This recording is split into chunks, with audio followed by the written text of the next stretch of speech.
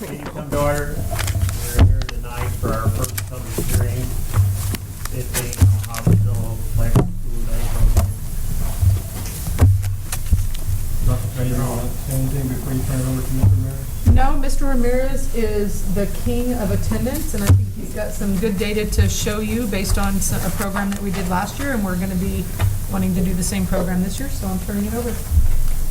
Thank you. Good evening, Board President Fraser, board members, everybody. Just wanted to share some information with you about the optional flexible school day program application that we're going to be looking or requesting to submit.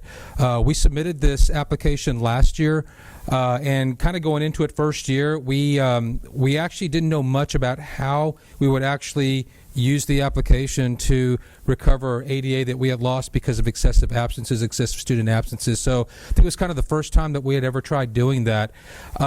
We went into the summer with the intention of trying to recover as much as possible. And after running a summer program that really focused on the students who were actually attending summer school and even attending the athletics program in the summer, because they did actually incorporate an instructional component to their program, so we even made use of that as well. The goal was to actually have students be in attendance and participate in instructional lessons and complete instructional lessons for a minimum of 45 minutes a day and a total of 245 minutes per week. So after the summer was completed, after summer programs were complete, we actually wound up, and I just confirmed that earlier, we wound up actually recovering the equivalent of 299 days that we had lost because of excessive absences. So that's actually starting out the first year with this. So we're looking at actually trying to use all possible opportunities like summer school, things like that, to actually recover even more. So this application is actually going to enable us to actually continue our work in that particular area and hopefully recover even more days that we've lost because of excessive absences. So I'll read just a little bit of information about the application. The summer OFSDP at Southwest Independent School District would allow for the recovery of student attendance minutes through the implementation of a summer educational program. This program would also provide students an opportunity to recover credits lost due to absences that exceed 10% of the total days of enrollment. The OFSDP would allow our district to recover ADA and generate funding for necessary instructional and other related programs. Attendance and credit recovery opportunities would help increase graduation and promotion rates and prevent and lessen the number of student dropouts. Southwest ISD has 3 high schools, 4 middle schools, and 11 elementary schools that would implement OFSDP to assist students who have been identified as at risk as defined in Texas Education Code 29.081. Students who have been absent more than 10% of the days they have been enrolled in school would also be serviced through the OFSDP in our district. Therefore, we will be seeking approval to submit an application for the summer OFSDP program, a TEA-approved program for the 2019-2020 school year. So, We have questions? So how would that look for elementary? that's what we're working on, because right now the information that actually we've looked into and we've researched actually focuses more on high school. So we're looking at how we can actually do that, because the focus is on credits and the focus is on students who have actually lost credit in one or more classes. We're looking at how that's going to actually tie in with the elementary campuses. We do know that summer programs in elementary, we can still look at doing attendance recovery, but if we can do attendance recovery and use some of those minutes that students in our attendance for attendance recovery, then we're going to work on actually doing that. So that part we're still researching for elementary. So you're just including them so that you can start working on that? Correct. Okay. Correct. So We didn't do that last year? We didn't have any elementary kids? correct. Okay. Correct. Not last year. Other questions? Anybody? Nope. All right, thank you, sir. Thank you. Thank you.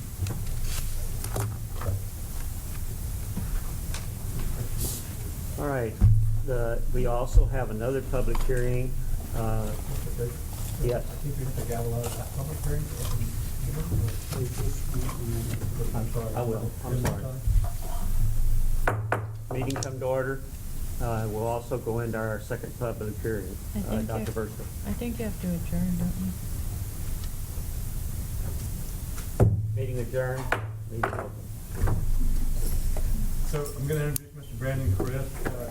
He will introduce himself. We're going to go through the financial integrity rating system effective, our first report. I think it's something we do annually as part of the process to have the highest rating for multiple years now. I think we're on 10 to 12. Brandon can help me here. Then I think he's going to turn it over to Commissioner Weir to do our presentation. Thank you. The first report is our accountability for financial and making sure that we are financially integrity for the district. And so this was back in 1999 in Senate Bill 875, the 76 legislative session. They came up with this component to give each district a grade. And so we're going to go through that tonight. I'm going to turn it over to Donna Schwerters, Director of Budget, and she'll go through it with you in just the highlights and give you our actual rating. So, there's a mic right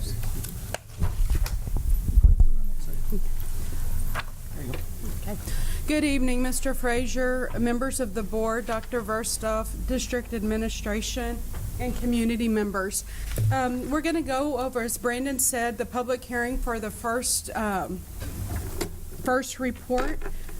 It's hard to believe it's already the 17th year that the state has mandated the first rating. The primary goal of the first report is to make sure that the districts are properly allocating financial resources and great quality of how we are stewards of those funds. The 2018-19 ratings are actually based on our 2017-18 data. Once again, the system accredits a pass or fail indicator and awards that accreditation based on a superior achievement or a substandard achievement, basing it on a 100-point scale. Again, the ratings are based on our 2017-18 data, as well as the ending balances of our financial audit of 2018. We will be going over some required disclosures pertaining to the superintendent's contract, as well as reimbursements made to the superintendent, as well as each board member. Fantastic news. For the last 16 years, Southwest ISD has earned a superior rating, with us getting 96 out of the 100 possible points. So that's a aha moment for the district. Very excited. Not only did we do that for this past ratings, but as well as the last 16 years. So that's very exciting. The system has 15 indicators that we're going to go over. Not all indicators have a point value to them. Some indicators are just going to be a pass-fail indicator, or the other ones will have a possibility of 10 points. I would like to point out that the questions in blue are actually derived from TEA. That's TEA's language. I'm going to simplify it by going over the explanation of the indicators in black. And so we're just going to get started with this. The first indicator is asking, was our financial audit reported to TEA by the deadline? We automatically pass that with the yes, because we met the deadline. Indicator number 2 is the same pass-fail indicator with no points awarded to it, asking, was our audit for the 2017-18 audit a clean audit? And yes, it was. There was no material findings, weaknesses in our internal controls, so it was a clean audit. Question number 3 is just simply asking, did the district pay all of our bills and obligations in a timely manner? And we passed that indicator by yes. Question number 4 is similarly related to question number 3, but it's based on our payroll obligation. So did the district fulfill its obligations of paying all our child support payments, our payments to teachers' retirement system, our unemployment payments, our 941 payroll taxes to IRS in a timely manner, and we passed that indicator by saying yes.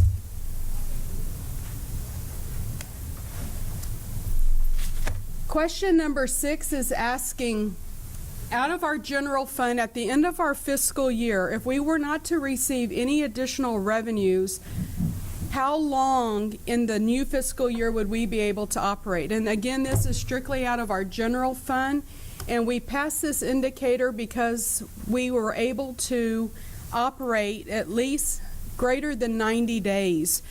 We could actually operate 186 days without receiving additional funding from the state. So we passed that one very well.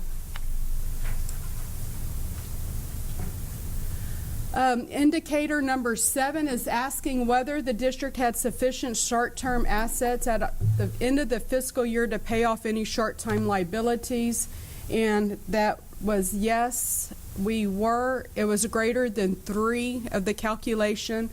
It was actually 5.1, so we were able to get the full 10 points for that indicator. Indicator 8, this one we fell shy of the full 10 points. This one here is just simply asking, did we have the rate of our long-term liabilities to our total assets, was it sufficient for that long-term solvency? And because we opened Legacy High School, we had out of the ordinary construction costs that had long-term liability effects. We fell shy of this one, simply just because we had construction of major capital project of Legacy that we didn't earn the full 10 points. And we still got a yes. But yes, it's still a yes. We met the criteria, but because of the support of that long-term liability, it wasn't the full 10 points. Question number 9 is simply asking us, out of our general fund, did the district spend more than it earned? Because we have a very healthy fund balance out of our general fund, we had at least 60 days of cash on hand to operate. So that's testament to a healthy fund balance out of our general fund. Question number 10 is similarly related, but it's actually talking about our debt service payment out of Fund 599, and that is, do we have a sufficient tax rate to pay our bond payments? So this is the debt, and we do have sufficient funds in our debt service to pay our bond payments, and we did pay those as well as in timely basis, so we received the full 10 points. The next indicator is going to be talking about administrative cost ratio. So just how that's calculated, it takes out of, and this is out of our general fund, it takes our function 21 and 41, which is our instructional leadership and district administration, and it divides it by the sum of our function 11 for instruction, function 12, which is our instructional resources, our library media services, function 13, our staff development, curriculum development, and function 31, which is our guidance and counselors. And it's taking our payroll cost, our contracted services cost, our general supplies, and our 6,400, which is miscellaneous expenses, to indicate our administrative cost ratio is an indication of how top-heavy our organization might be.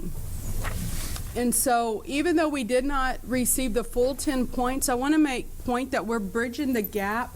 Last year, if I can take you back, our administrative cost ratio was higher, and so we're closing that gap to where we only missed the 2 points. Last year we had missed it by 4 points, so we're narrowing that gap for our administrative cost ratio.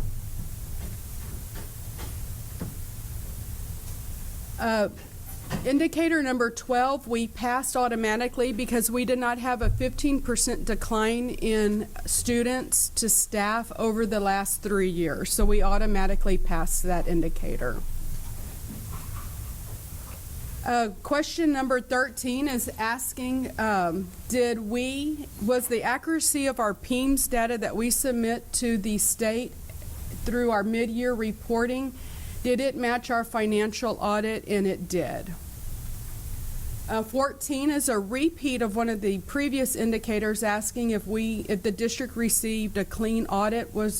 Did we have no material findings, no lack of internal controls? And again, we did have a clean audit with no material weaknesses, so we passed that indicator. Question number 15 is asking if we had to ask the state for a repayment schedule to owe monies back. And we didn't. We did not have to ask for repayment or for financial hardship to pay back funds that were not due to us. One of the required disclosures, of course, is the superintendent's current employment contract, and so I wasn't able to get this all on one slide, so you have that. It's online. It's also online. It is a required disclosure. The remaining slides of this is reimbursements received by to the superintendent, and this would be for any type of reimbursements for meals, lodging, transportation, fuel costs for in-district travel. The other category would also be any type of membership, associations to conferences, workshops, and that is a required disclosure, as well as for each board member. So we do have to disclose that for our financial transparency. Okay. The next disclosure is we have to report if there was any outside compensation received or fees by the superintendent for professional consulting or personnel services, and there was none reported. As well as, was there any gifts received by the superintendent or any board member that had a value of $250? And there was none reported. Similarly, the business transactions between the school district, superintendent, and the board members, there were none to disclose. This disclosure is required by the first rating. Because the report is based on 2017-18's data, we have to disclose what the operating cost out of our general fund was for the first 3 months of fiscal year 2018-19.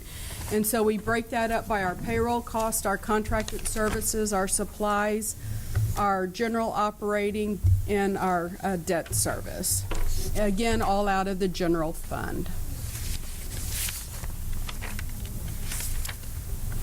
This report is actually at the last of our financial audit of 2018.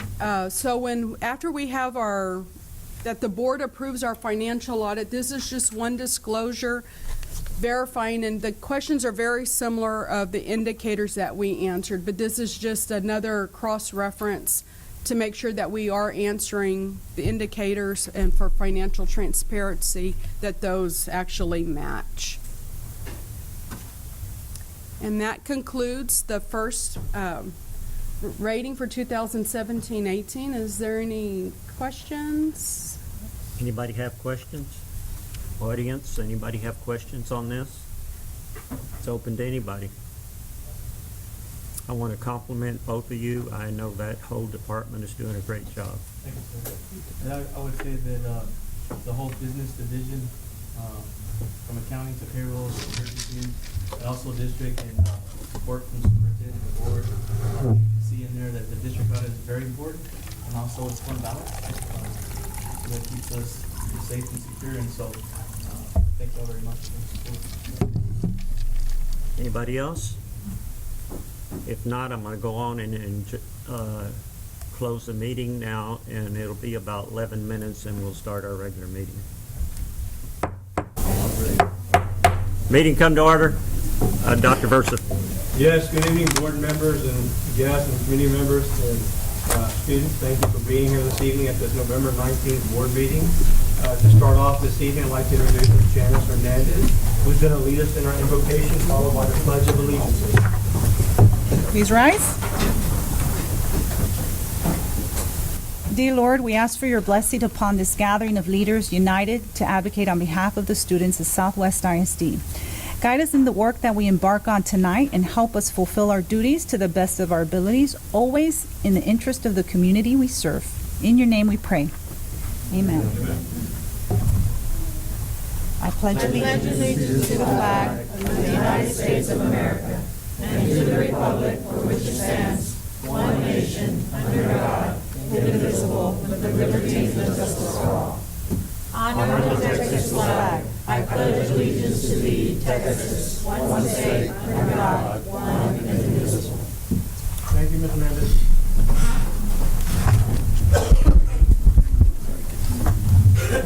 All right, the next thing on the agenda is recognitions. Yes, sir, we have our monthly students of the month. I know we have some of our students here, and we're also going to recognize some of our great fine arts folks from the band and also from a Blue Santa poster contest tonight. So I'd like to turn it back over to Ms. Hernandez, and we'll start our recognition. Okay, so tonight our first recognition is going to come from Cass STEM High School.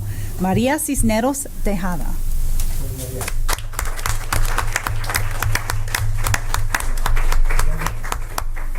Cass STEM High School is proud to recognize 10th grader Maria Cisneros Tejada. Maria is a learner in the engineering pathway. She's held a 4.0 GPA throughout her freshman year and continues her academic excellence this school year. Maria was recently inducted onto the National Honor Society. She currently serves as the NHS chapter president. She also plays the cello, swims, loves to read and write, and is a worldly traveler. Maria's calm and caring spirit is one that her teachers and peers truly appreciate. Maria plans to continue her studies in biomedical engineering after graduating and is interested in attending Trinity University. Congratulations.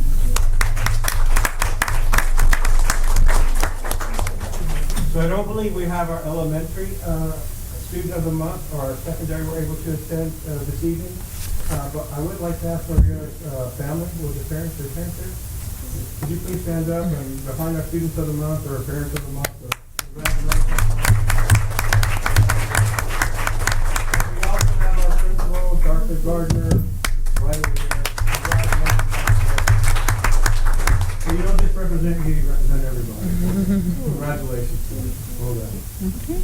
At this time, I would like to ask Mr. Richard Flores, our Fine Arts Executive Director, to join me for a special recognition.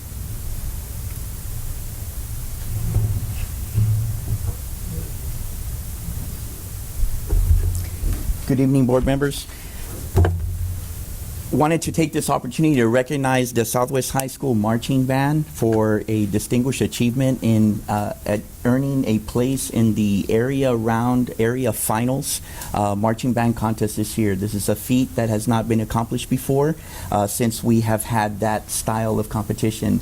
The marching band went to the preliminary contest. Actually, they had to earn a Division I at the region contest in mid-October, and then they advanced by getting unanimous Division I ratings across the board. They moved on to the area round.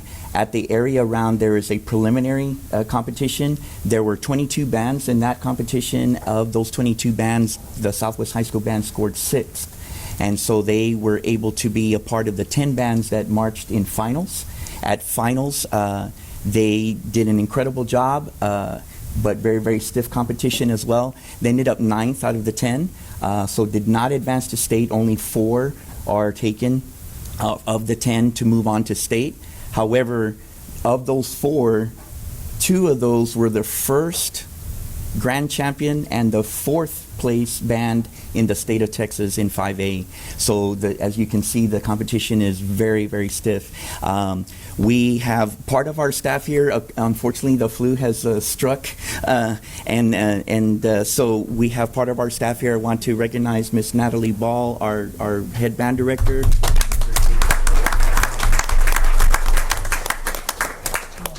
Mr. Patrick Aguirre was unable to be here with us, along with, and hold up one second, Roger, and also our color guard instructor and our percussion instructor were not able to be with us. But I also would like to have our students, our drum majors, and our color guard captain to accept this award on behalf of the entire band. And the names of those students are right here. So Jay Jaramillo, Alyssa Perez, Amaris Pesquera, and Gabriel Salinas. If you all please stand.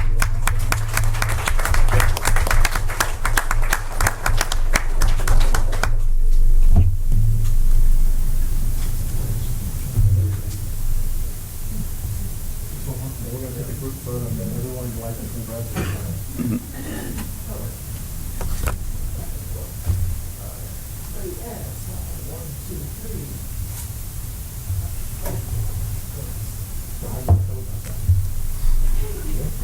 Would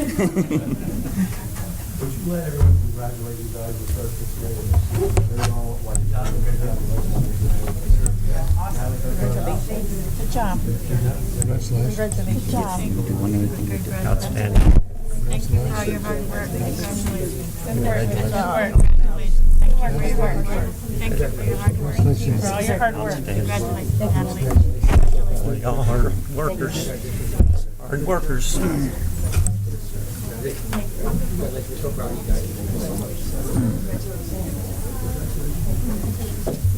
So, Dr. Verstev, as you know, these are representatives of about approximately the 200 kids that are here. And, of course, there are a lot of parents behind all those 200 kiddos. But I also wanted to recognize the band boosters who are a super important, integral part of what they do in the marching band. And so some of our officers are here, some they're sitting around there. So if you are a band booster officer, if you would wave or please stand to be recognized. And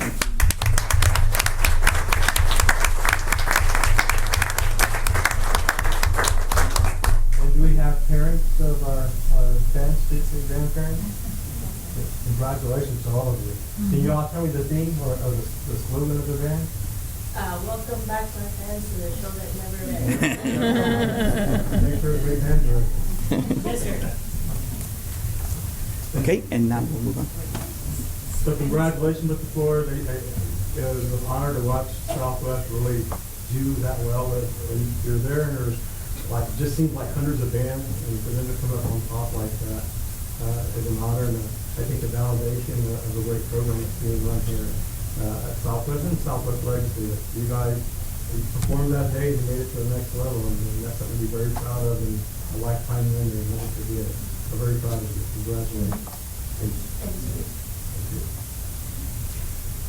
okay, and it's during this time of year that we have a very special event for the Christmas holiday. With more information, I'd like to welcome Ms. Victoria Gaeta, Community Ed Director.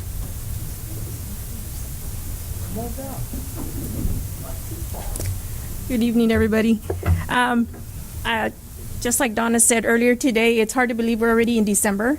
This event seems to come around faster every year as it continues to grow. We are entering our 19th year that we will be celebrating the Blue Santa Parade and Community Festival.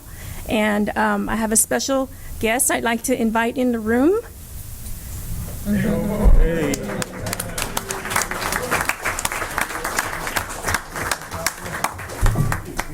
Hi, how y'all doing? Hope you're having a good night. I like that. And I'm here to, first of all, greet everybody, board members and everybody. I want to invite you all to the parade. I'm going to be out there, so I'm hoping that everybody that, in the community can come out and join us, and especially the members. I really send my invitation to everybody. So, like that. He bears gifts. Starting here.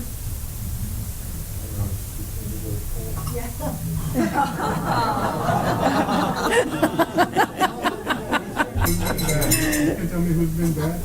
No. When I finish putting these out, when I finish putting these out, I need y'all to practice with them. For the parade. No, but you can practice right now.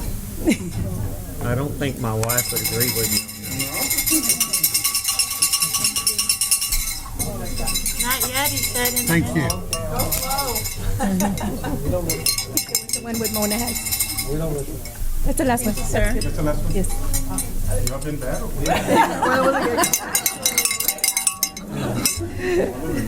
We want to thank everybody who has participated in the past, and we want to remind you that this year Southwest is hosting it. So all you principals that are here, we hope that everybody enters, and we are out there showing off our Southwest pride. As you know, there is another district that's involved in this, and I don't know if they're still rivals, but right now they're ahead of the game. So we want everybody to start sending, and we do have a lot of verbal commitments. We just don't have the paper. And in order for us to get on the lineup, we have to have the paper. So we welcome you to bring in all your groups. We've had a lot of parent groups sign up for the food vending and all that. But we want the highlight of the parade, of course, is our students and all of the great things that happen here in Southwest. So we invite everybody to come out and celebrate with us. So I'm going to go ahead and I'm going to allow Mr. Flores to announce some additional special recognitions that we have tonight.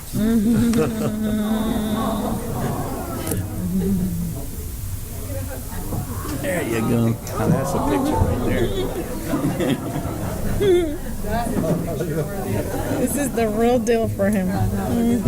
Like I got it.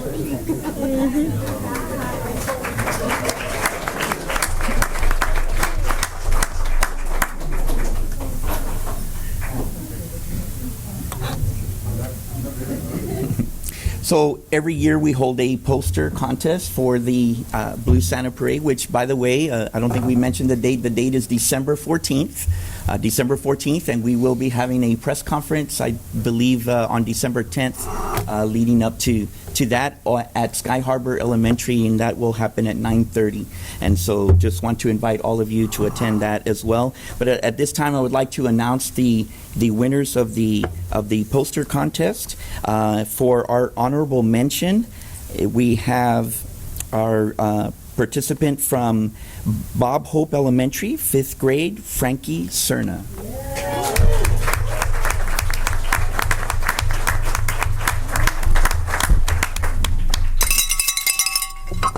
Yeah, we have those bells. This year's theme was celebrating happy days. Frank seems to have a lot of happy days.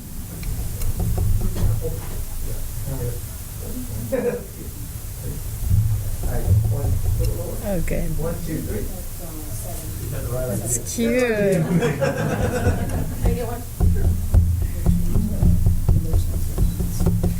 Looks just like her. Yeah, hold it. Oh, she did. Congratulations. Good job. Congratulations. Congratulations. Outstanding work. Congratulations.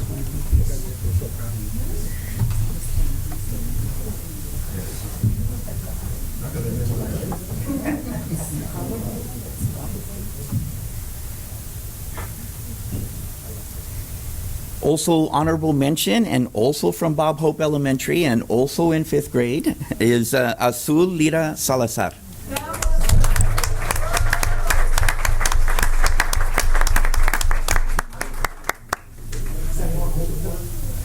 So cute. That's it too.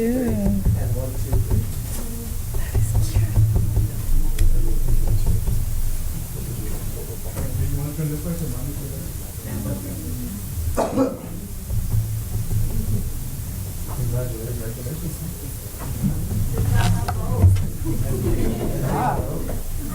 Congratulations. Good job. Congratulations. Great work. Congratulations.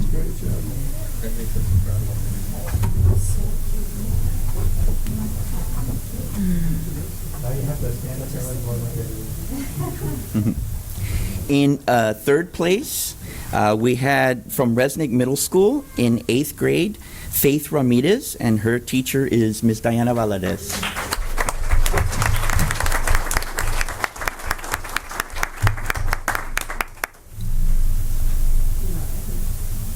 Really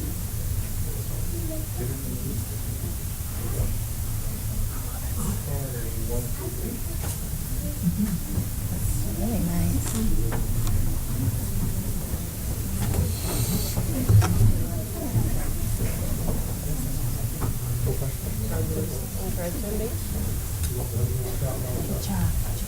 One more.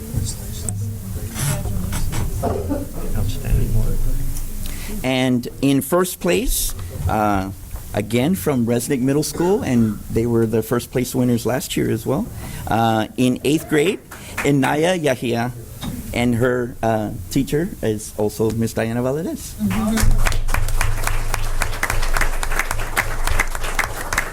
Oh, she wasn't able to make it this evening. Okay. Oh, wow. But that will be the poster. Do you want to go accept on her behalf?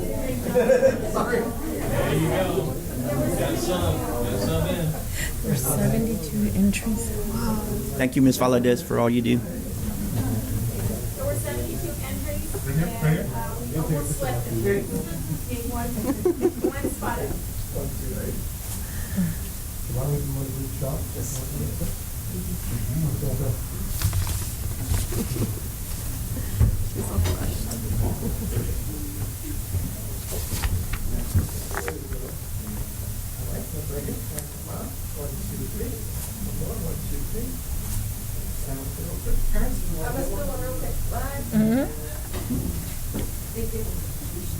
So could we ask if we have any family members of our students up here and teachers, would you please stand and verse recognize you?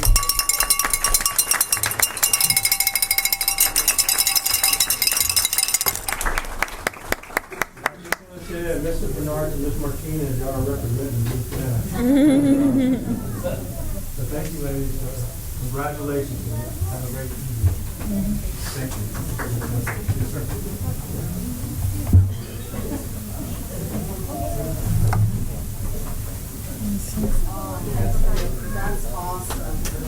Wow. It's really good. Hey, that's a perfect picture of Santa.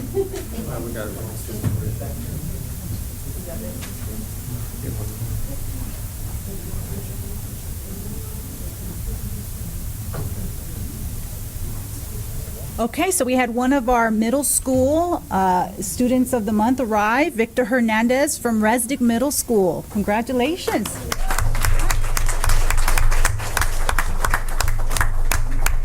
Resnick Middle School is excited to recognize Victor Hernandez. Victor is a Model A student and member of the National Junior Honor Society. Victor runs cross country. He also plays music and is part of the mariachi and a member of the band family. Victor gets his music skills from his father. His mother also encourages him and is a proud teacher in our district. Victor loves reading books from Rick Riordan. Victor plans to be an aeronautical engineer. Victor plans to attend Texas A&M College Station and make his parents proud.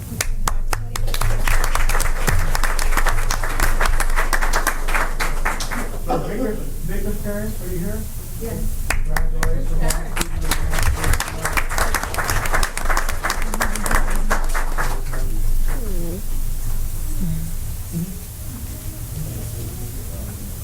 Okay. And we have one final recognition. For that, I'm going to bring Directors of Facilities and Maintenance, Thomas Kruger. Yes, sir. Board, Clayton Cruzy is here with CPS. We have done, again, the 6th year now of participating in the demand response program. Clayton has been nice enough to come and bring us our big ceremonial check. I'll wait until he gets done for the amount, but I'm going to turn it over to him and let him know the demand response during June through September during peak times. The district works with CPS to turn down some of our power usage to allow them to not have to have rolling brownouts on the grid. And so we join in with that help to try and keep that from happening. And in turn, they give us a rebate back for the power that we save for them. So I'm going to let him talk briefly. Thank you and good evening, trustees. Again, my name is Clayton Cruzy and I'm the Director of Key Account Management for CPS Energy. And I'm here to present the check today, and Thomas was correct. Demand response is a voluntary program in which commercial partners help us reduce energy when the demand is the greatest on the grid. It's typically during the summer months between June and September, typically between about 3 p.m. and 7 p.m. in the evening. And again, upon request, when the demand is the highest, we need somebody to help us shed load to not only prevent the rolling blackouts, but also to keep our energy costs down. And by keeping our costs down, it keeps the cost down for all of our ratepayers. So this year, again, between the months of June and September, Southwest Independent School District reduced demand upon request by more than 3 megawatts. That's about 3,000 kilowatts. And in turn, for the efforts, earned an incentive in the amount of $216,447. Thank you very much, Southwest Independent.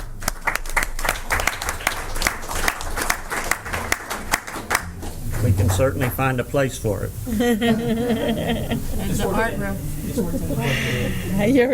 You already counted it. Count on that now. Let's turn off the electricity more often. That's a healthy amount. And 1, 2, 3. And 1, 2, 3. We give it to Brandon for the model. That's right there.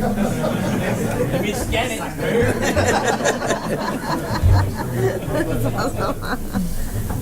Thank you, sir. Nice seeing you Mr. again. President, thank you as well. Thank you very much. Thank you. Thank you, sir. Appreciate you. Thank you so much. Thank you, sir. Appreciate it. Appreciate it.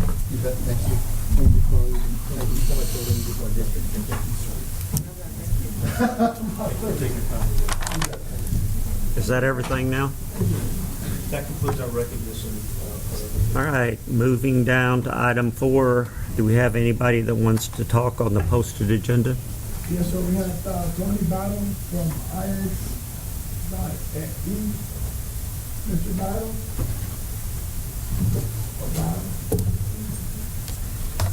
Good evening, Mr. President, Board of Trustees, Superintendent, staff. My name is Tony Battle. I'm the President of Byrne Construction Services. I'm here to talk to you tonight about item 9E on your agenda, which is the recommendation of a CMAR for your natatorium facility. I'm the president of a 96-year-old Texas-based general contractor that is local here to San Antonio. And I'm here to respectfully and humbly ask you to reconsider the proposal for this particular agenda item, or at least table to give it some additional consideration. And my reasons for that are as follows. We are the renowned natatorium builder in the state, not only in the state, but throughout the country. My firm has built over 25 natatoriums within the last 7 years. When it comes to expertise of natatorium building, we are it. Natatoriums are extremely complex facilities to build. When we responded to this solicitation, I feel that my firm did a good job of explaining what those very complex coordination items are and how pivotal they are for the successful completion of a project of this magnitude. And so I don't think that my competition has the same ability with regard to natatorium building. And so with that, the fee spread between the two contractors was, in my opinion, minimal. There is two fixed fees that we propose on. Those are pre-construction fees and construction management fees. And the spread between those were $10,000. I think that that $10,000 spread, to have a general contractor that has the experience that we do throughout the state with ISDs, with higher education facilities, and with municipalities, I think is little to ask for that large amount of experience. I would urge that the board speak to our references.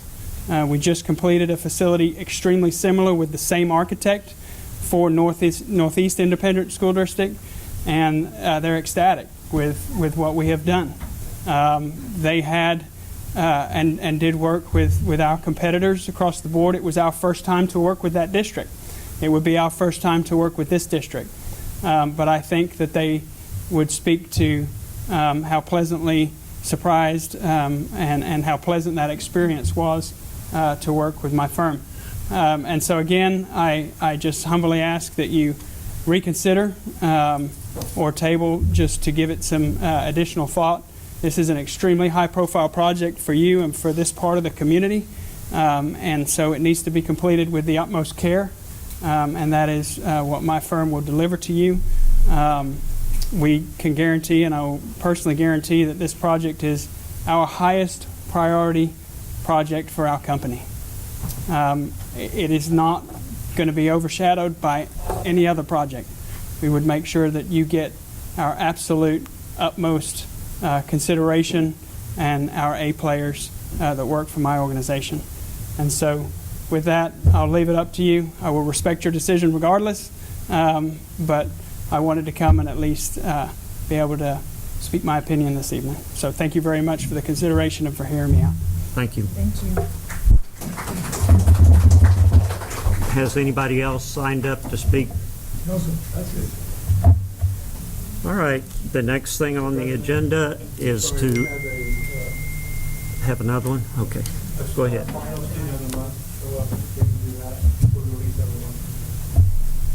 Okay, so Hidden Cove Elementary is proud to recognize Salvador de Luna Rodriguez.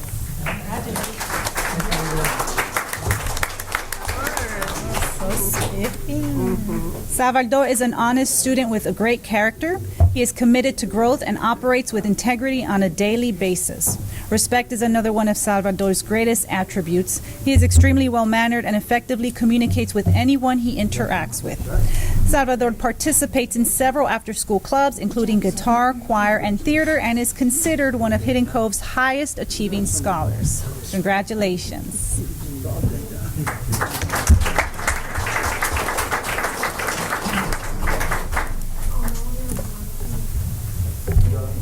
Congratulations, Mom and Dad. It's a great honor to have you. You get the best dress award tonight. Absolutely. And that wraps up our recognitions. All right. Before we go to the next thing on the agenda, we're going to get down to the boring part.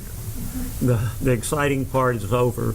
So if some of y'all would like to leave, I'll give you a couple of minutes to slip out, and then we'll go on with the rest of the agenda. All right, we're going to go on to the rest of the thing on the agenda. The next thing, board members, on the agenda is the consent agenda. Where'd Ida go? All right, are there questions on the consent agenda? I move we accept the consent agenda as we have presented. Motion's been made and seconded. All those in favor say aye. Aye. Opposed? I apologize, Ida, I should have waited. I didn't realize you slipped out. All right, the next thing on the agenda is items of information, and construction is first thing. Yes, sir. Tonight we don't have any construction updates. Nothing? That's unusual. Free zone. We had the brown bags, so this is cool. We have our two big projects to kind of. All right, B, C, D, and E, and F are all things that you need to get with the superintendent or Brandon on. The next thing would be the review of purchases over $50,000. Are there questions on that? They're listed there if you have any questions. If not, next thing is the January calendar of events. Anybody have any questions on that? All right, let's go to policy update 114. Mr. Pierre, what is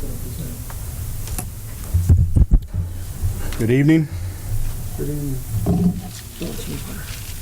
TASB Board Policy Update 114 encompasses changes in law from the 86th legislative session and recent administrative rule changes. This is the first reading. First policy is BE Local Board Meetings. Recommended revision in notice to members reduces the notice to the board to 1 hour before an emergency meeting to align with changes from Senate Bill 494. BED Local Board Meetings Public Participation. Policy distinguishes between public comment at regular and special meetings to permit public comment at regular meetings on both agenda and non-agenda items to be consistent with the district's current practice. This policy provides that public comment will occur at the beginning of the meeting. CCGB local ad valorem taxes economic development. This policy eliminates duplication of legal provisions that are in CCGB legal. CDA local other revenues investments. Policy revises the authorization of investment of bond proceeds and pledge revenue to the extent allowed by law. CH local purchasing and acquisition. This addresses the need for the district to have purchasing procedures on a variety of state and federal laws as recommended by TEA. BGA local permits the superintendent to delegate these responsibilities to other employees as permitted by law. CKC local safety program, risk management, emergency plans.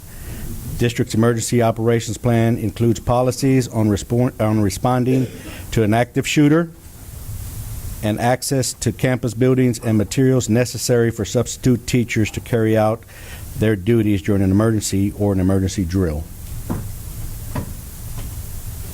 CKE local safety program, risk management, security personnel.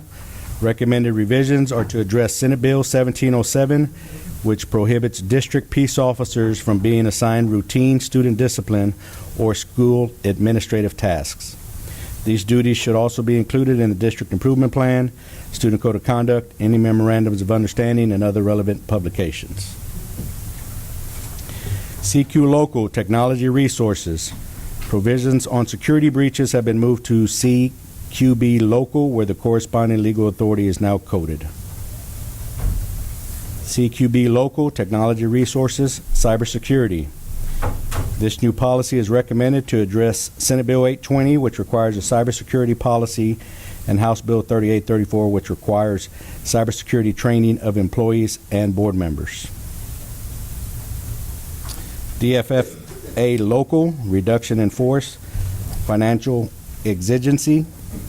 The bill moved provisions from Education Code, Chapter 42 to Chapter 48, and affected existing text on furloughs, which has now been deleted. DH local, employee standards of conduct. Because House Bill 1143 prohibits a district from regulating the manner in which handgun, firearm, or ammunition is stored in a locked vehicle in a school parking area, provided that the items are not in plain view. Language requiring firearms to be unloaded has been deleted.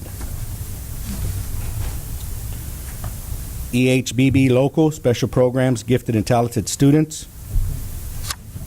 This bill requires the district to annually certify to the commissioner that the district's GT program is consistent with the GT state plan and report to the commissioner on the use of funds for the district's GT program. FDE local, admissions, school safety transfers. Have an amended list of violent criminal offenses for which a student is eligible for a transfer to another school within the district. FFAA local, wellness and health services, physical examinations. Policy revisions broaden current language to accommodate future changes to UIL rules and also allows the superintendent to designate other extracurricular programs for which the district will require physicals. FFB local, student welfare, crisis intervention. This new local policy is recommended to address Senate Bill 11, which requires boards to adopt policy and procedures regarding threat assessment and safe and supportive teams. The district policies and procedures must be consistent with the model policies and procedures developed by the Texas School Safety Center. FFBA local, crisis intervention, trauma-informed care. This new policy is recommended to also address Senate Bill 11, which requires a policy on trauma-informed care. This policy makes reference to the elements required to be addressed in the district's program, which increases staff and parent awareness on trauma-informed care, including required training for educators and available counseling options for students affected by trauma or grief. This policy also affirms that the district shall report to TEA on compliance with the training provisions. FL local, student records. person designated to a team that supports the safe and supportive school program is considered a school official who may access student records if the person has a legitimate educational interest in the records. GBAA local, information access, request for information. Senate Bill 494 permits the board of a district impacted by a catastrophe to temporarily suspend the Public Information Act. Recommended local policy text delegates to the superintendent the authority to approve the initial suspension period up to 7 consecutive days and provide the required notices to the Attorney General and the public. And the last one, GKA local, community relations, conduct on school premises. Because HB 1143 prohibits a district from regulating the manner in which a handgun, firearm, or ammunition is stored in a locked vehicle in a district parking area, provided that the item is not in plain view, TASB has deleted language requiring firearms to be unloaded.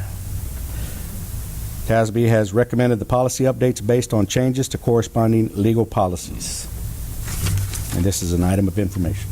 Thank you. This is our first reading, and gives the board members an opportunity before the next meeting to go through the changes. There's also a document that shows specifically what changes from each policy behind the background that Mark went through and did as well. I also want to commend Mark. We held our first district safety meeting this past week, and that involved emergency personnel outside of our district who were very complimentary to the way we conducted that meeting and was prepared that meeting. So I think he deserves a really big thank you and congratulations for that. Welcome, sir. There's some gentlemen who go to other districts and was really kind of pleasantly surprised that this one was definitely her. So Congratulations. We'll be back in January for a second reading. Thank you. Thank you, sir. Thank you. All right, the next thing is Southwest Promise Initiative. So we have Adrian and Chief and others. This is the innovation. Week, people direct the people service. Mr. Harris has been working on to try to reduce recidivism in some of our more major offenses. And so they're going to do a presentation to the board as you know what we're looking at. All right. Good evening, Mr. Board President, members of the board, Dr. Verstuff, esteemed colleagues, and honored guests. This is really a game changer for our youth here at Southwest ISD. So what I want to do is, I gave you a packet earlier. You should have it. I just want to hit some of the highlights. What does PROMISE stand for? Southwest PROMISE stands for Preventing Recidivism and Opportunities, Mentoring, Interventions, Support, and Education. This is the first of its kind here in South Central Texas. We would be the first police agency to get a program like this off the ground. LaSoya ISD is currently doing it. Urban Police Department is doing it. But we would be the first here in Bexar County. We've had some discussions with Bexar County Juvenile. We've talked to our DA. They're very supportive. So this is really a game changer for our students. The way this program works, it's for juveniles ages 10 through 16. It gives them an opportunity to reset. If they commit a criminal offense on our school property, they have an opportunity to go into our program. This program is a 6-week program. It's not a get out of jail pass. This is going to be held on Saturdays for 6 weeks. There's 2 phases to this. There's the initial phase where you're going to get screened by our intake officer to see you meet all the criteria for the program. And it's a very extensive screening process. We want to make sure you're a good candidate for the program. And it involves a lot of collaboration with Mr. Ramirez, Dr. Zaguda, to make sure we're all on the same page. We're going to look at the grades, attendance, all these different issues. Really what we want to do here is really focus on that behavior. Because we know that young people are very impulsive. They make mistakes. We've all been there. So this is an opportunity to reset that and get them going in the right direction. Everyone's heard of the white paper, the prison pipeline theory. Mm-hmm. Well, we're doing something to mitigate that by getting this program off the ground. I'm really excited. When Dr. Versa brought me here 4 years ago, we talked about this program and how could we assist our youth to make sure they are productive citizens of this community. So this is the game changer right here. This is going to do it. It's going to keep our kids out of the criminal justice system, and it ties in right into our police philosophy, which is what we call the PI approach: prevention, intervention, and enforcement. I'm a firm believer that I would rather spend my efforts and my department's efforts on the prevention side versus locking up kids and taking them down to juvenile. So there's also a parental component. If you want to participate in this program, we're going to have to talk to your parents, and they're going to have to sign a contract that they're willing to go into this program, and they have to go with you. Johnny can't go by himself. Mom and Dad need to be with us for 6 weeks. So some of the subtopics that we're going to cover, I believe it's in your handout there, is violence prevention. We'll talk about drug and alcohol resistance. As you well know, vaping is a big issue among our youth now. So we're going to address that. We're going to talk about leadership, public speaking, teamwork, talk about stress management, anger management, discipline, decision making, and positive choices. And Dr. Verstuff has wanted me to add possibly a career exploration component to this piece as well. We're going to make them have journals every time they show up. They're going to have to write in that journal. So we're going to work on a lot of different aspects. We really want to address that behavior. If you finish the 6-week program, then we put you on what we call a 90-day promise, where you got to check in with us. You have to check in with us to make sure you're passing, you're doing what you're supposed to do. At the end of the 90-day period, we're going to have a ceremony where we're going to take that police record and we're going to shred it. You're going to get a reset. You get to start all over. I've been in this business long enough that I know as a juvenile, even though you're a juvenile, those records get sealed. Even though they get sealed, but when you go apply for a sensitive government job, they're going to ask you about your childhood. They want to know what happened. Did you ever have any police encounters? You have to be honest. You have to be honest, because they're going to polygraph you and they're going to investigate.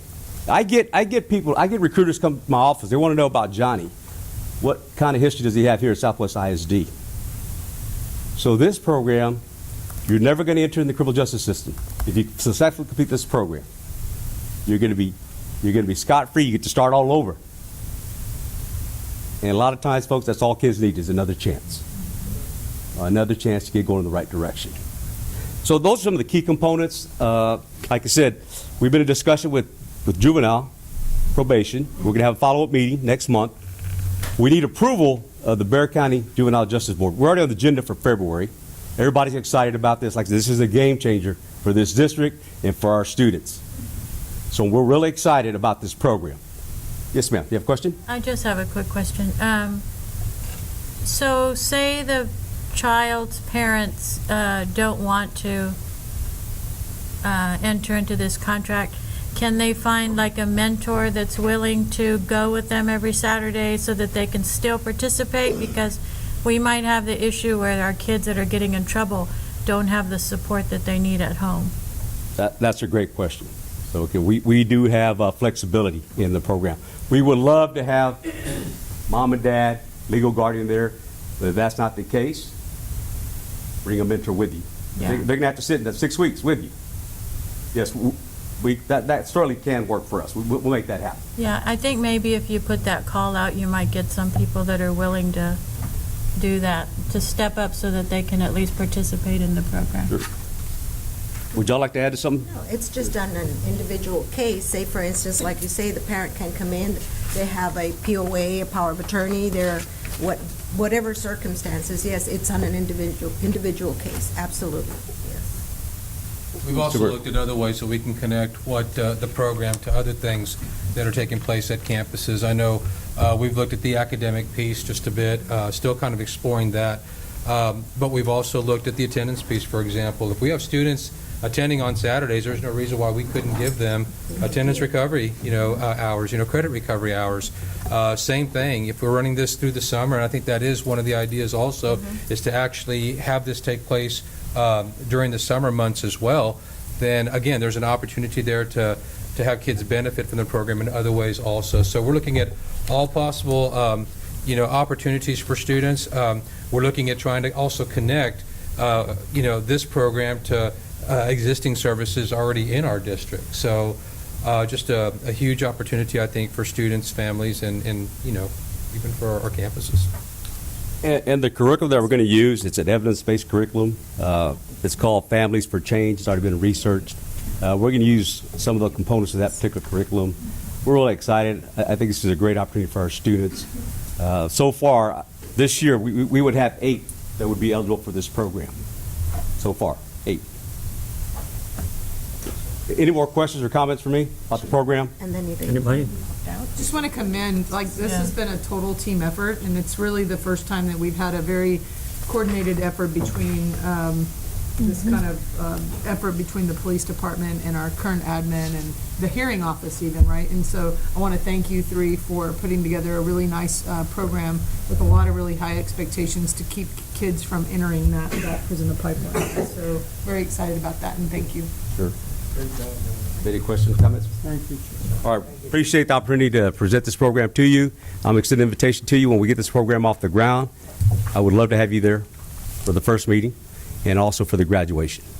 Thank you. Thank you. All right, we go down to item K, University Health System Community Initiative.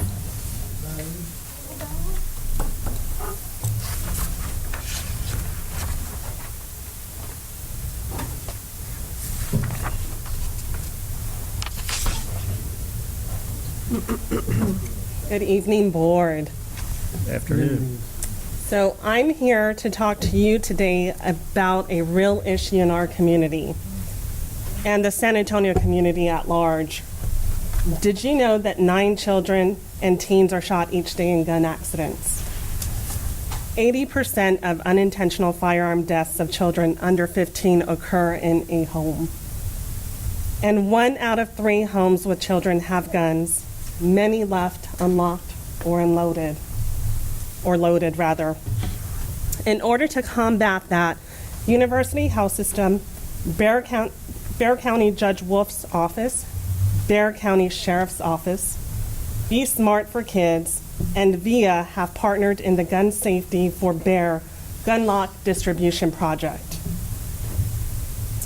This project will distribute gun safety locks to the community through University Health System's clinics, like our school-based clinic. And what I'd really like to emphasize to you all is the whole reason why this project is important. It's to reduce the number of citizens injured or killed by firearms. So I'd like to show you really quickly what the gun locks look like. I have Jennifer and Mandy here from University Health System. Yeah. Okay. We have enough for everybody. Okay. Yeah. And you can take a look at what exactly those gun locks look like. The way this will be distributed to the community is through VIA buses. They will have public service announcements on the inside and outside of the VIA buses, which will direct them to a website. And on that website, citizens will be able to find clinics that are distributing gun locks. Thank you.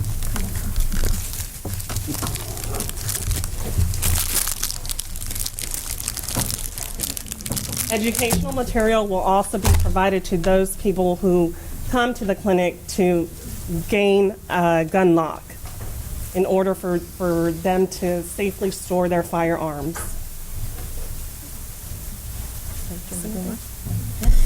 No, I think we're good. Did I miss anything? You want to add anything? Unfortunately, as a level 1 adult and level 1 pediatric trauma center for Bexar County, we see a larger amount of children that find weapons in the home that have been unsecured but still are loaded.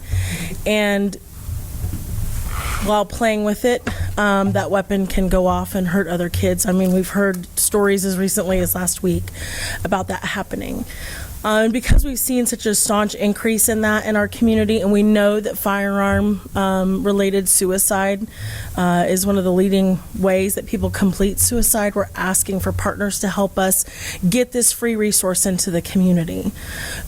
Just for families to have access to gun locks if they need them, to find out more information about what they can do for themselves if they have anybody, children in the home, anybody with depression, or anyone with Alzheimer's or some other kind of dementia. We want to make sure that they have the resource and that that's not keeping them from keeping a gun away from somebody who could hurt themselves. We appreciate your consideration and the partnership. Thank you. Thank you. Any questions? Anybody? Appreciate it. Thank you. Thank you. All right, we're going down to more letters now. TASB policy ELA local. Yes, board members in front of you, and I'm going to do this, and I'll ask any senior staff members and also Zelene Erickon. We've been meeting with Texas A&M University on a partnership, and so I'm going to give you a little backstory to this. Texas A&M has been meeting with the 7 ISDs on the south side, San Antonio, South Point, east side of San Antonio. We have a quarterly meeting called Bear South that is regional, where we talk about issues that are specific to our region or specific to the commonality between that runs through all of us. There is a big interest by Texas A&M University to create partnerships with the districts, and there's going to be a big announcement this Friday where the 7 districts are coming in support of Texas A&M to sign on to a compact that basically says collectively that we are all going to point our arrows in one direction so that we raise the tide that raise the sails and ships of all of our students moving forward. As part of that process, there are 2 entities that Texas A&M is talking to. One is Edgewood, one is Southwest. They are talking to Edgewood. They're formulating an autism center, an autism treatment center at the Wilson Center in Edgewood ISD. That would be a 1882 program that would allow open enrollment and allow all the other school districts to have participating students in those opportunities as a laboratory school. And then we get to take lessons learned and bring them back to other programs throughout the other districts. They're also talking to Southwest ISD about creating the same type of laboratory school of a teacher preparation program for those future educators of America who have that interest. They want to engage in the public schools on the south side, and one of the ways, mechanisms they are looking to engage is through what we know as the 1882 contract, which basically means it's a partnership with higher education. We've talked about this in the past, but when there was a partnership request coming from a nonprofit, I recall at that time there was not a lot of interest from the board. What we've been talking to Dr. Carl Shapiris, who is the Dean of Education at Texas A&M University, will be here on December the 10th. We'll do a tandem presentation about what we're looking at in scope and opportunity. What I have up here is one slide that lists out 4 of the main things that they're talking about they would like to do with our 1882 partnership, and that's create a 4-year university dual credit pathway for our students. Either our students attending class at Texas A&M San Antonio or attending class at Southwest Legacy or Southwest High School for dual credit for a 4-year university on site. They will be placing a faculty or residence on the campus. They'll clinical teacher placements on the campus.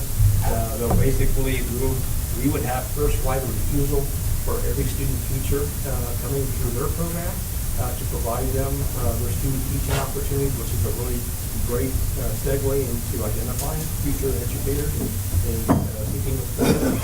And the last one is providing scholarship funds for our teachers who have a bachelor's, also want to advance into a master's degree and provide that pathway so we build capacity in our own teachers to teach dual credit opportunities along with Southwest and Texas A&M. To do that, there are multiple steps involved. Number one, we don't have a plan yet. And I know this Friday there's going to be an announcement about support coming from a local philanthropist to help this process along. I don't want to give all that out just yet until I make it public Friday. And with those funds that are looking to enter into agreements with school districts on the south side, when we do the presentation on December the 10th, we'll be able to go through the scope and function What I'm giving you today is, since we don't have a local ELA policy, we do have a legal ELA policy, which basically gives us a broad outline and allows us to develop a local ELA. So we have some working verbiage in the one that has red ink on it. In front of you, it's a 9-page document, and it basically covers the outline of the application process. It sets up what's called a recommendation committee to look at what the scope and function is. We're trying to be able to make a recommendation. It outlines the formal request to the superintendent, and then it outlines the discussion and potential board action on the 1882. And then it outlines the execution of contract with JAMUSA. In this particular case, it would set performance goals, and then it lists a number of other protocols, revocation or probation. So basically, we would be contracting with Texas A&M. We would have participation on that governing board, and we would do it through parameters listed out in ELA local. This is a working copy that you have in front of you. Prior to December 10th, we plan to send it to our policy advisor, Amy Kavlicek at ASME, because they have review of it. We also plan to have further discussions with senior staff, and then we'll bring it back as a first reading on December the 10th, see if you guys are interested in developing a policy. I want to put a disclaimer: developing a policy doesn't mean we agree with doing this. It just means that we have a local policy in the event we want to go this direction. After we hear the presentation from JAMUSA, we see the recommendations from the committee that we want to look at the scope and function of what we're trying to stand up. If these are the things that we want in a university partnership, they're in our backyard. I'm very confident if we don't do it with Texas A&M, they'll just move on to the next district, but someone will do it. So I think these are big decisions because this is innovation in front of us. This is how education is kind of moving, and so we want to gather the data. I would ask you over the next week or two to please read the one with the red ink on it, and then when we come back December 10th, we can definitely get into the questions, and we'll have more kind of draft development from working with Kathy as well. So this is a compilation of a number of different policies that you look at. So are there any questions I can answer right now? You want us to read this? Yes, that's the working draft right now of our ELA policy that we are sending to CASB for review with their attorneys, and then if they make changes, and with our discussion, if we make additional changes, then we come back to the first reading and have a conversation. Is this a broad example and then we're gonna get a more narrow, or is this it and then you're just gonna fine tune it? That's probably it, and we're gonna fine tune it. Okay. Both of these? One is the legal, which okay. we do already have. We already have that. Through our actions updates. The other one is the local, which we don't have a corresponding local with legal, and that's one of the steps in this whole process. We would have to bring it in January for approval. That's why we want to take it to the brown bag, December 10th, for the first reading and conversation. But I wanted to open that door.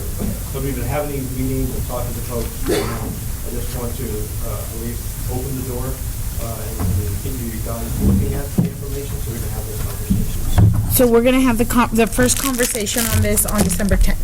Correct. And we're gonna vote when? On the policies, to approve the policies, but we're not voting on Anything on December 10th. Okay. Anybody Got it. else? Thank you. All right, the next thing, we jump down to item 7, superintendent.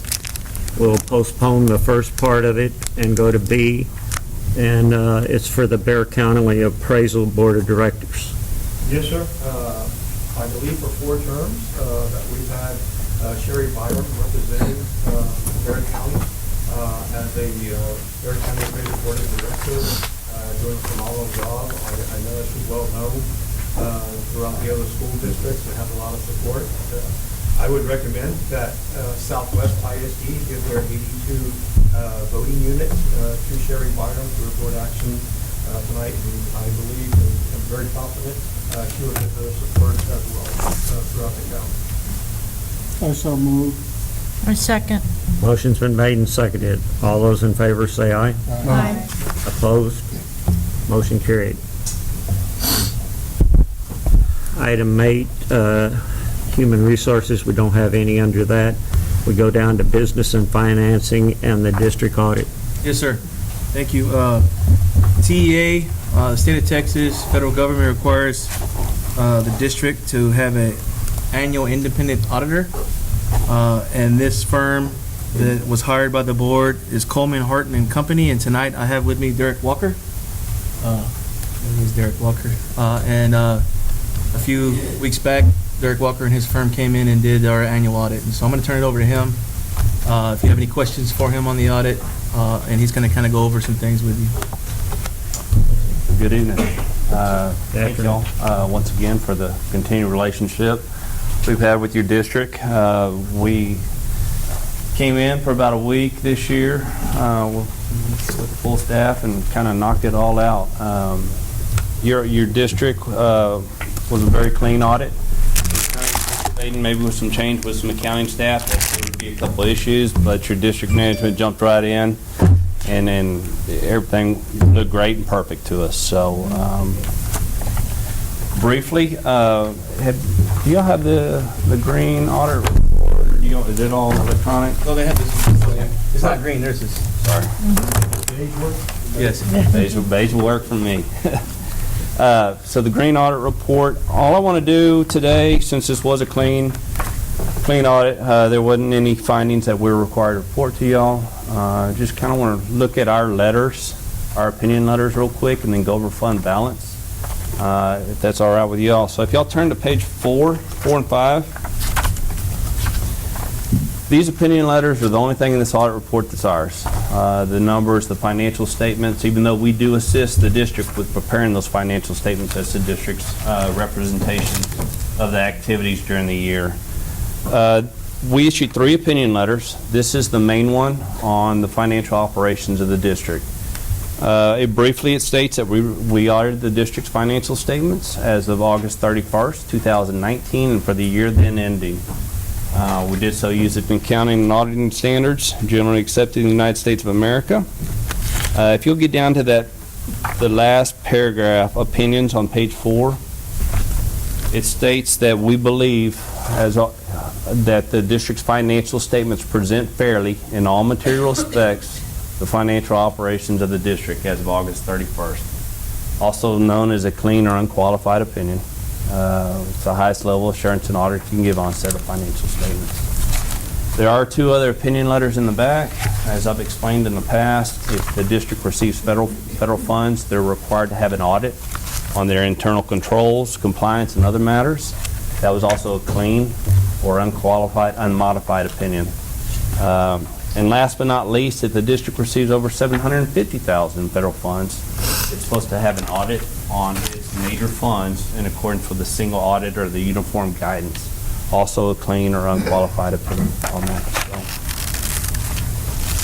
So, if you'll turn the one schedule I do want to go over because I'm an accountant and I like numbers. If you'll turn to page 22. Luckily this year there weren't very many new accounting standards that came about to affect the district. There are a couple coming along next year, and we've talked to your management and administrators about that, and we're working together to get those implemented, and so that there's no, so it all runs smoothly. So, page 22 and 23, this is the district's profit and loss, income statement. There's different ways to call it. What this schedule shows is the revenues and expenses of the district and also the changes during the year. So if you look at that first column, that's your general fund. That's your main operating fund, runs the majority of the district's operations. Total revenues at the top was $134 million. 3/4 of the way down, total expenditures, was $127,000. What's that? Million, sorry. We're in trouble. Yeah, you are in trouble. That gets you through about 5 minutes, wouldn't it? And the change in the general fund balance was 3 lines from the bottom is $7.6 million. So y'all had an increase in fund balance. We always like to see an increase. There are circumstances where a fund balance will decrease.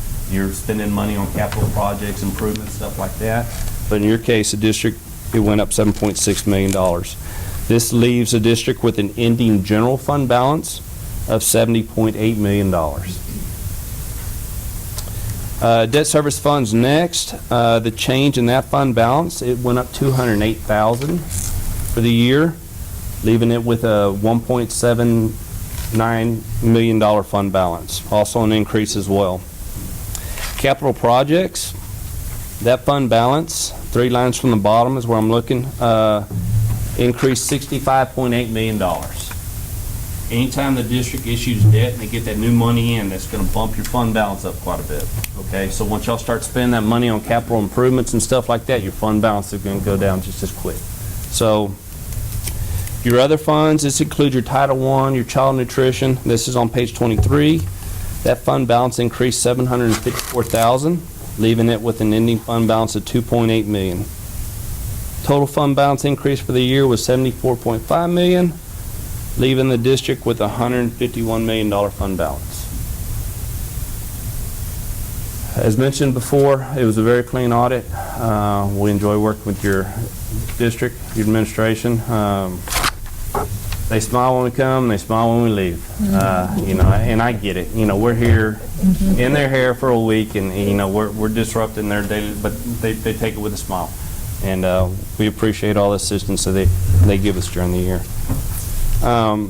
That's it. I mean, there's a couple other schedules we could go over, but usually with any kind of audit presentation, you want it short because that means the district didn't have any problems. So. Anybody have any questions? None? Thank you. I move we approve the 2018-2019 district financial audit as presented. Sure. I second that. Motion's been made and seconded. All those in favor say aye. Aye. Opposed? Motion carried. Going to be resolution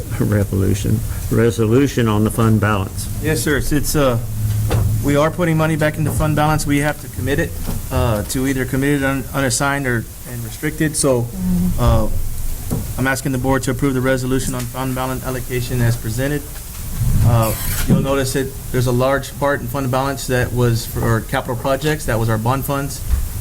The 7.6 that you saw go back into fund balance, I want to be upfront with you. 2.3 is when we asked back when we did the budget because that was some projects that we had. So really, we asked for 2.3 back when we did the budget this year. We had from our SHARS program, which was MSB that we partnered with. So it was an unexpected check in August, which really helped up with the funding there that we didn't expect. And then also, we did a property value study year. I talked about, it was way back last September, where we did a property study value where TEA ended up having to settle up with us this year. So we got that about 1.2.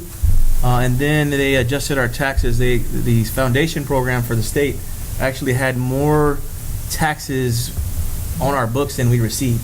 So when we turned in our tax report, we ended up getting more ADA, more funding, and so that's where the extra revenue. I don't see this being this is kind of an anomaly, this high of fund balance because of some major things. We won't have a huge property study value this next year. The SHARS program will take that into account this year in our budget, and so this is helps us have a healthy fund balance. And you have a sheet there somewhere on your desk that the normal sheet that I share with y'all on fund balance kind of give you just a more clear picture. And so that is the recommendation of staff today. Brandon, was this the good news about the money that you had talked about earlier? Yes. Okay, a few days ago or whatever? It was. Okay. It's always good news. When the dollar in the fund balance is good news to me, as long as it's not the other way. Brandon broke the record. No, that's not. That's good. Any other questions? I need a motion. I move. I second. Motion's been made and seconded. All those in favor say aye. Aye. Opposed? Motion carried. Approval of the certified tax roll. Yes, sir. Every year, back in July, we got our appraisal roll, and the board had to approve that. And throughout the months on July through today, or actually last October, or this past October, I'm sorry, that continues to change as people go through their protests. And so BCAD, Bexar County, has actually come up with our certified value, taxable value. I will tell you that it's less than 1% than what we had last time, last board meeting last year. Our property value, I know I shared when we were going through budget, didn't grow as much as it did previously. We had some tremendous growth. I went back and checked 4 years ago, our property values was like at 1.9, and you can see that in 2019, our property value is at 3.9 billion. And so you see a huge growth over the last 4 years. Unfortunately, this year, from this year to last year, we have less than 1% growth. And that will change. So we're in decline. No, we want you to accept it because we have to adopt this. No. Oh, no. Well, we didn't decline, but we didn't grow. We grew by You grew less than 1%. Correct, grew less than 1%. Yes, sir. So it's like $34 million is what we grew when we're used to some bigger numbers. And so we will have to take a look at that. And as we get into the spring, really look at going into next year's budget, making sure that we don't want to have that trend. So hopefully with the new rooftops and some things that are going on in commercial industry, that we may see more growth. And this, to me, this is also an anomaly. I think we kind of plateaued where we had such rapid growth with Toyota coming on and all the things that went about. And then we had a company that had real growth, and then they protested and they went back down. So that impacted us a little bit. Yeah, he said he paved for that. Oh, yeah. I have a quick question, I'm Yes, ma'am. sorry, I just want a real quick clarification on that, 7.6, extra, you said included 2.3, 2.3 was, we had some projects last year that didn't finish, phase 2. got put back, but we gotta take back out. Correct. We put Okay. it. We asked for fund balance in that project, and Okay. we didn't spend it because we finished up in September, October. Okay. So we had to ask for that back Right, because we put it in fund balance when we closed budget, and I needed it back to make our. it's actually 5.3 then. Correct. Okay, got it. Other questions? Need a motion? I move. Second. Motion's been made and seconded. All those in favor say aye. Aye. Opposed? Motion carried. Item D, retention incentive. Yes, as going through budget last year throughout the summer, we talked about the topic of conversation was about compensation, which really drove House Bill 3. As we went through budgets and as budgets cleared, and as we're going through budget this year and looking at our revenue versus our expenditures, we have an opportunity that's within budget to give a one-time incentive like we've done in the past. So this is what this is. Looking at it now, about 1.7 million towards the budget, which is with budgeted funds. We're able to give every full-time employee $800 like we've done in the past. There is a difference from what we did in the past. Because it's a retention plan, we have to have a retention plan. So giving a retention incentive, we need to have the individual who signs off, we're going to have them sign an agreement, and the agreement will state that they have to finish their contract with us. So we need to they need to retain their services for the full 1920 school year. If we have an employee who leaves the district, whether they retire or resign, they need to pay back the retention incentive because that's part of having a retention incentive check. And so this is budgeted, and this will be given out in December, right before the holidays. And so I'm asking the board, or the district's asking the board, to approve the resolution for an employee retention incentive as presented. I think it's really exciting we can do that. I move that we do that. I second. Motion's been made and seconded. All those in favor say aye. Aye. Opposed, no. Go to item E, CMR for the natatorium. Yes. To present that, I'm going to have Mr. Barajas come up. Good evening. So district staff and Marmor Mock worked together to prepare an RFP for CMR contract. This will send out, and bids were received on November 4th of this month. We received 5 bids where the fees for pre-construction and construction phase ranged from $1,245,000 on the low end and $1,594,500 on the high end. District staff, assisted by Marmon Mock, reviewed the information provided and the published selection criteria. After all the reviews were done and reference checks,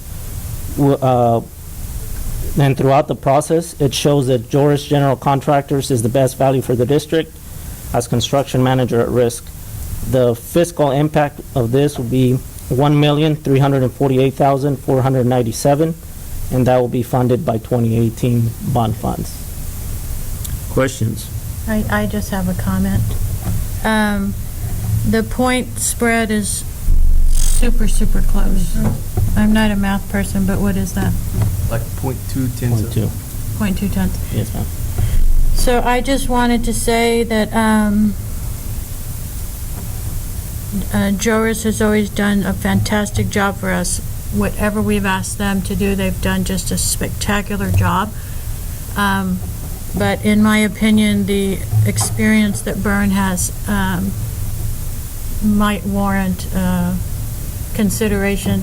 But I'm just one person speaking, not speaking for the board, but I just think that's worth the 20-something pools they've done would be a benefit to us.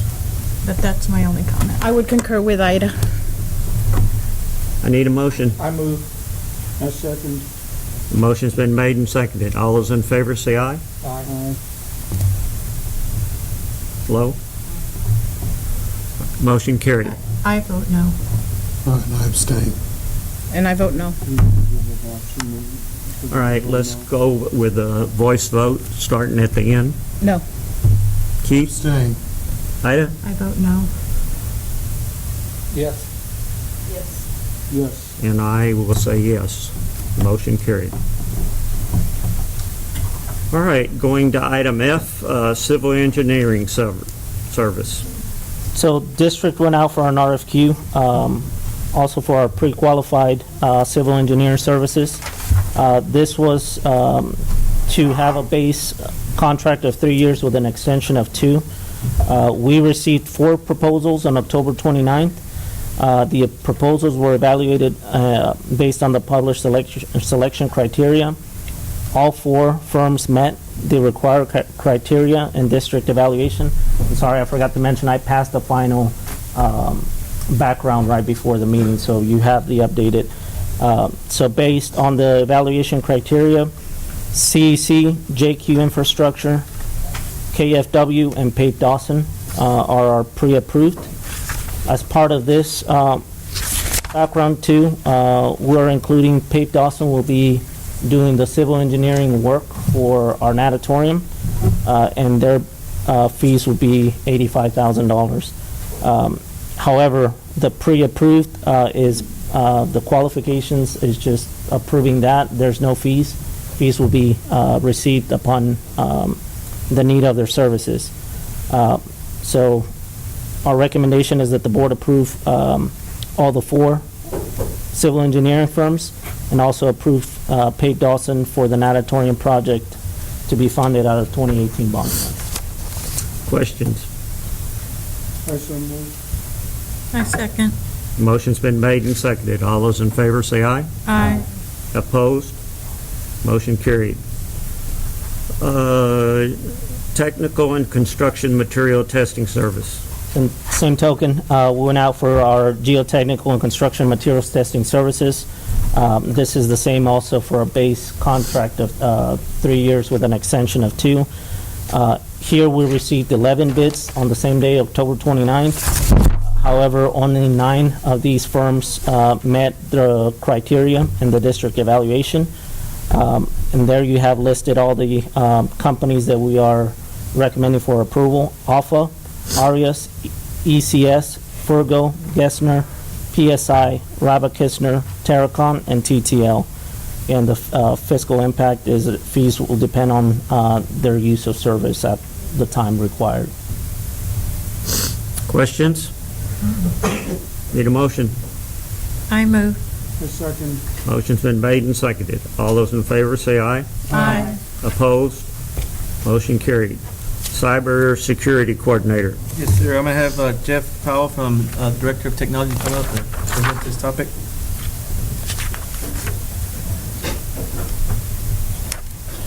Good evening. As Mr. Figueroa talked about earlier, there's a lot of new legislation this year, and part of it is Senate Bill 820, which is in regards to school security. In short, what it requires the districts to do is to adopt a cybersecurity policy, to designate a cybersecurity coordinator, and that coordinator would report cybersecurity breaches to TEA, and also would have to notify parents and guardians if a breach were to occur that involves students' information. And so tonight, we're asking that you approve myself, Jeff Powell, as the as the district cybersecurity coordinator. Questions? Comments? Need a motion? I have a quick question. Does that designation come with additional like job description or like of another person, or is it just a minimal thing, No, or is it it's- just reporting? It's a person that we have designated for is a go-between for TEA and the district. If So there's just like submitting a report or Correct. something, not like a new job description with new job duties. with the new Senate bill, there's a lot of requirements now. So Jeff would coordinate that with if there's any breaches, if there's any.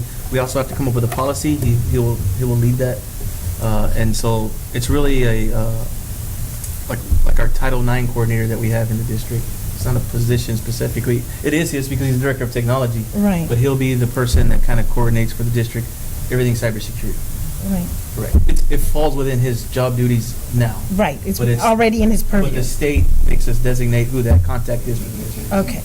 I just didn't want, I didn't No, understand, it was like another He's not position. moving for We're director giving of two jobs technology. to one person. Okay, thank you. Uh-huh. All right, need a motion? I move. Motion's been made and seconded. All those in favor? Say aye. Aye. Opposed? Motion carried. Item I, buses. Buses, I have Mr. Tamayo here. As he's coming up, this is part of the plan that we had I think a month ago, when we talked about our plan for buses and replenishing our fleet. This is the round that we're asking to purchase from fund balance and then get reimbursed. And so he kind of hit the highlights and make the recommendation. Hello, everyone. How you doing? The Transportation Department was awarded a grant from the Texas Volkswagen Environmental Mitigation Program to assist the district with the purchase of 20 buses. Southwest ISD will be required to purchase buses out of our budget initially. However, the district will be reimbursed approximately 68% of the total cost once the older buses have been removed from our inventory through the TexVant grant inventory removal protocol. The district is recommending the overall purchase of 20 buses to be completed over a 2-year period to allow manufacturer to complete the entire order process for the 20 buses. District staff is requesting the purchase of 8 72-passenger diesel engine buses and 2 special need buses to add to the district fleet. All buses will be furnished with air conditioner, seat belts, interior cameras for the safety purposes. The district staff is recommending Thomasville buses for the purchase of the 10 buses. Thomasville buses offer the better fuel economy, lower maintenance, and lower replacement part costs, lower total cost of ownership, as well as superior durability over the 2 competing companies. The quotes were obtained from 3 school bus manufacturers who are members of TASB by Board Purchasing Cooperative. The purchase of 8 72-passenger diesel engine buses and 2 special needs will be the cost of $1,083,260. Funds for these purchases will come out of locally budget funds. Fund balance. Recommendation that the board approve the purchase of 8 72-passenger diesel engine buses and 2 special need buses from Thomasville Buses at a total cost of $1,083,260. Yeah, so the recommendation is we purchase these. These is not a budgeted, but it's from fund balance, but with the cost of, that we're gonna pay 32% of the cost once we get our reimbursement. Yes, sir. Are they all gonna have AC in them? They're AC. They'll have AC and seat belts. I move. Is this like the first phase? How many? This will be the first phase. We're purchasing 8. We already have approval for 8. This is our other 10. So we're purchasing 18 this year, 18 next year, and then we have still some. So it'll be like a 3-year, or is it? It's going to be a 3-year for ours, but this is, so this reimbursement program's 2 years, right? Yes, sir. Yeah. Can But you our, remind us how, after this is over in the 3rd year, what would be the old fleet? 14? It will be, 2014? yes, about 2014, 2009 to be exact. So 8 buses from fund balance. 10 and from 10 from fund balance. 10 from fund balance. 8 from bond. 8 from bond. And then the 10 that we're getting reimbursed at over 80% of the bus. 68%. 68% of the bus, okay. And it's 10, right? Yes, ma'am, for this one. I have a motion on the floor. Do I have a second? Second. Motion's been made and seconded. All those in favor say aye. Aye. Opposed, no. Motion carried. Pay scale. Yes, I'm going to have Velia and Janice come and report out on a stipend that we are. Hi, good evening, Mr. Frazier, board members, Dr. Verstuff. If you recall, this year was the implementation year for the new ELARTICs. And so with that, we also purchased a new textbook adoption. And so the curriculum writing has taken a little bit different course from what we normally have done in the past. Normally, we would have people come in during the summer and pay them for like a week's pay to participate in that curriculum writing. But because of those changes, we've had to continuously be doing that work simultaneously as we're teaching and we're assessing to make sure that all those documents are kept up to par. And so today we're asking for your approval for change in the way that we're paying that to a stipend. And who does that stipend go to? Whoever is contracted to do the curriculum. Just teachers. Teachers. But from like one per campus, or what, do you have a total number? Well, we do them by content. It would be a total of 5. So we were able to get the curriculum guide for kinder was completed for the whole year. And so we would need one for 1st through 5th. Okay. And these are chosen by your? They were already hired in the summer, so they're already familiar with the work, and they're our highest performing achieving teachers in the district. So they would just be a continuing of the work, but it would be done simultaneously throughout the year. Okay. Any other questions? We also have, right. So Janice will present on this second part, on the, Campus influencer. I don't see a 2-part item. Writers and campus influencers. Is that like a social media influencer? Good evening, Dr. Verstuff and members of the board. In an effort to increase our grassroots marketing efforts and communication efforts, we're asking to stipend some teachers at the campus level, and we're seeking that approval tonight. We feel that these influencers is what we're going to call them, campus influencers. We hope that they're going to help facilitate marketing and communication efforts to influence public opinion. Campus influencers will help promote their campus successes through social media, marquee, website, and other communication efforts. Influencers will be trained on the basics of social media, camera settings, student media releases, and marquees. So as we're expanding our district-wide marketing effort, we really feel that right now we want to support those campuses a little more and be able to highlight the great things that are happening at the campus levels. So we have a lot going on, a lot of great things, great success stories, and we feel that this is a great opportunity to allow our campuses to share their stories, of course, with our guidance and our support and our help. So we feel that this would greatly expand on the marketing efforts that we have in place right now. The reason we're asking for the stipend is the majority of the events we're asking the influencer covers beyond the collection day. It's all those evening events, parent activities, and we have to have both feet into the branding. And I know our department does a great job of that. And this is one way to take that to the next level, to make sure that we're constantly out there on social media, Twitter, Facebook, You got it. But we have people who can do more. Yes. So it's really, I think it's going to be a huge return on investment from this. And there's some other really great things we had conversations about today that I think we're going to bring you to Brown Bag and give you to show you some other opportunities to really get the brand out there, keep it out there, and really give our parents a reason to send their children to our school district. And that's important. So, and the reason we're doing the 2, and I apologize, sir, we probably should have done it in 2 different motions. I'll forgive you one time. So it's the first stipend was for 5, it's $2,500, and it came out of categorical funding. And this other stipend is $1,000 per campus, and a digital camera for each campus because we're getting the tools they need. And it's $47,000 stipend that is associated with those influencers of the campus.